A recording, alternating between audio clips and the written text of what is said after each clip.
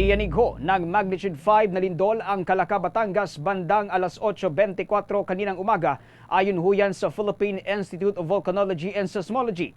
Ang naturang pagyanig ay naramdaman rin sa ilang bahagi ng Metro Manila at sa malaking bahagi ng Luzon. Batay sa datos ng ehensya, tectonic ang naging sanhi ng paggalaw ng lupa na may lalim na 14 kilometers. Natukoy ang lokasyon o itong epicenter nito sa layong 5 km west ng Calaca, Batangas. Naitala naman ang Intensity 5 sa Lemery, dyan ho sa Batangas. Intensity 4 sa Ibahay, Aklan, Cuenya, Bawan, Santa Teresita, San Luis, dyan ho sa Batangas.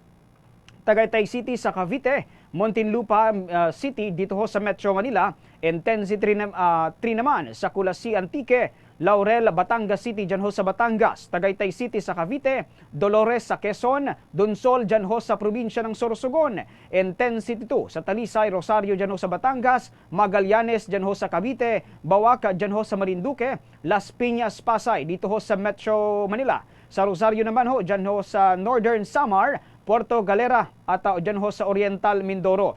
Mauban, Pulilio, Gumaca, dyan ho sa Quezon, Taytay, Antipolo dyan ho sa probinsya ng Rizal, Intensity 1 naman sa Dinalupihan dyan ho sa Bataan, Malvar dyan ho sa Batangas, Malolo City sa Giginto, Bulacan, Ternate dyan ho sa Cavite, Cebu City sa Cebu, Candon, Ilocos Sur, San Pablo, Laguna, Tubod, Lanao del Norte, Malabon City, Patero, San Juan City, dyan ho sa Parañaque, dito ho yan sa Metro Manila.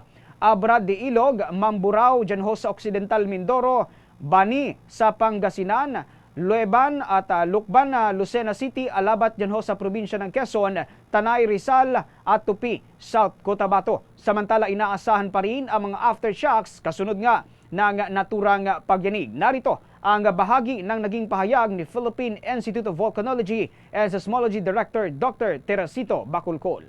So meron po tayong lindol kanina at 8:24 AM. Yung epicenter po niya na-plot po namin sa 5 kilometers south 39 west of Calaca, Batangas. And tectonic po ito and yung lalim niya po ay 14 kilometers. Yung magnitude niya is 5.0 and yung instrumental intensity is 5 in Lemery, Batangas. Yung pinakamataas sa Metro Manila is intensity 4 sa Muntinlupa. Wala pa kaming nakuhang information sa Quezon City but sa may Pasay at saka sa may Las Piñas, intensity 2. Hindi man ganong malakas yung intensity 5.